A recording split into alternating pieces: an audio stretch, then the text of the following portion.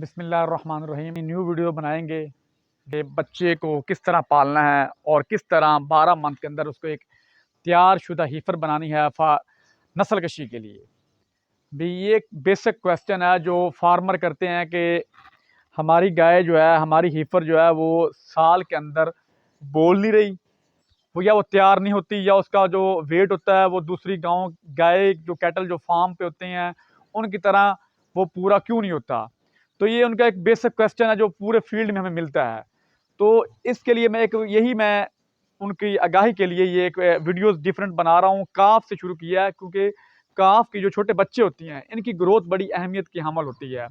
अगर आप इनको प्रॉपरली इनकी ग्रोथ करवा जाते हैं तो आप एक अच्छा एनिमल तैयार कर लेते हैं, अच्छी हीफर तैयार कर लेते हैं जिसका वजन पूरा होता है नस्ल कशी के टाइम। फॉर एग्जाम्पल कि हमने डिस्कस किया था कि नस्ल कशी के वक्त जानवर का जो हीफर है उसका जो वेट होना चाहिए वो 360 से 400 केजी लाइव वेट होना चाहिए। ये यानी कि एक लिमिट है, इससे कम जो है वो अफोर्डेबल नहीं है। वो एनिमल अपना स्ट्रक्चर नहीं बनाता, वो फिर बाद में प्रोडक्शन पे सही नहीं आता। तो ये वो समझो कि इमेच्योर एनिमल होता है, वो थोड़ी सी बॉडी होती है उसकी। उसका जब आप एआई करते हैं तो उसके बाद जो वो उसकी बॉडी स्ट्रक्चर होता नहीं है तो वो सही तरीके परफॉर्म नहीं कर पाता। तो जो मेन चीज़ है ना, हमने काफ रेयरिंग से शुरू करना है। बच्चा को किस तरह पालना, हीफर को किस तरह पालना, छोटे बच्चे को, फीमेल काफ को जब आप प्रॉपरली उनको सही तरीके से आप उसको पाल लेंगे तो आपको इसका अच्छा रिजल्ट मिलेगा।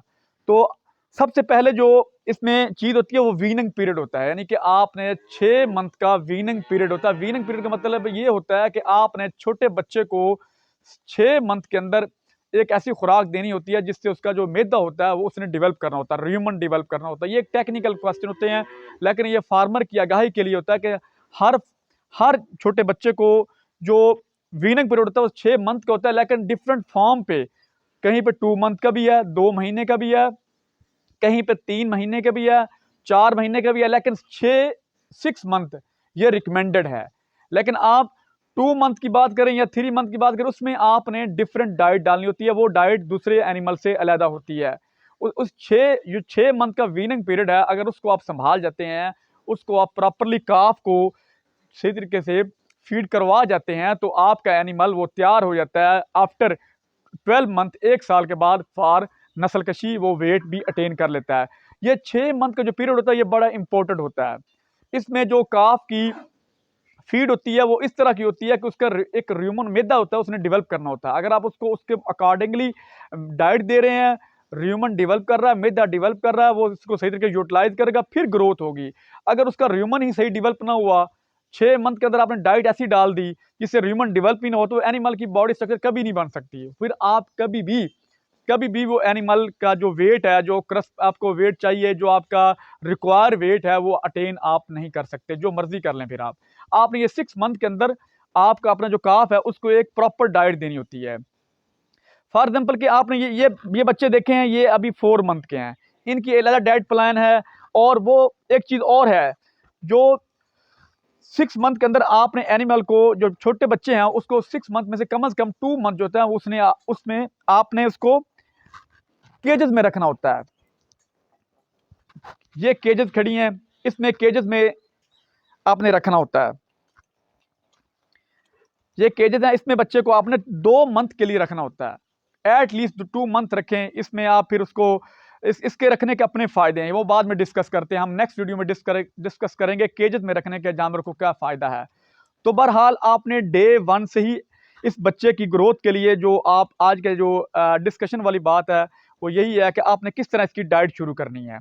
तो आपने इसको पहले नंबर तो केजेस में कैप्ट कर लिया डे 1 से ही। तो डे 1 से इसका दूध शुरू हो गया, 2 लीटर सुबह और 2 लीटर शाम को, 2 से 3 लीटर डिफरेंट है। कुछ फार्म 3 लीटर डाल रहे हैं, कुछ 4 लीटर भी डालते हैं, पिलाते हैं इसको। आप 2 से 3 लीटर सुबह और 2 से 3 लीटर शाम को दूध पिलाते हैं। ये फ्रीजन की बात कर रहा हूं मैं, इन एनिमल की रिक्वायरमेंट यही है। आप इसको इस तरह पिलाएंगे दूध सुबह शाम, तो इससे ये इसकी जो बॉडी ग्रोथ है वो अच्छी हो जाएगी।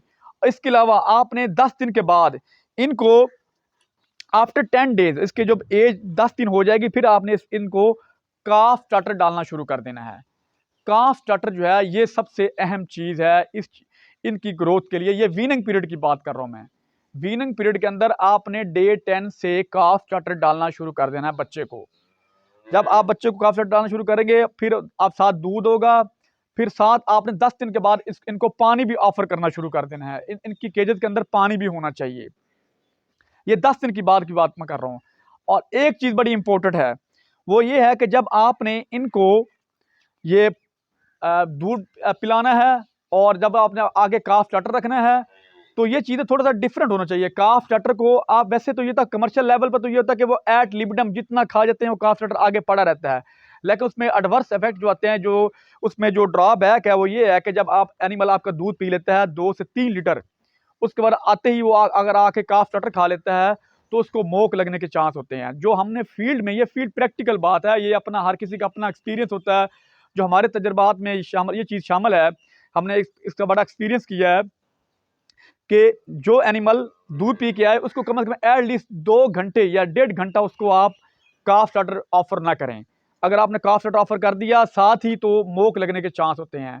और जो बाद में हम ये डिफरेंट आगे वीडियो में डिस्कस करेंगे कि मोक लगने से कितने जानवर वीक हो जाते हैं और कितनी उसकी ग्रोथ पे इफेक्ट होता है। लेकिन आपने इस चीज़ से बचने के लिए हर न्यूट्रिशन के अंदर दूध पिलाया, दूध के बाद काफ स्टार्टर है उसका 1.5 घंटे का वक्फा होना चाहिए, 1.5 घंटे के बाद ऑफर करें।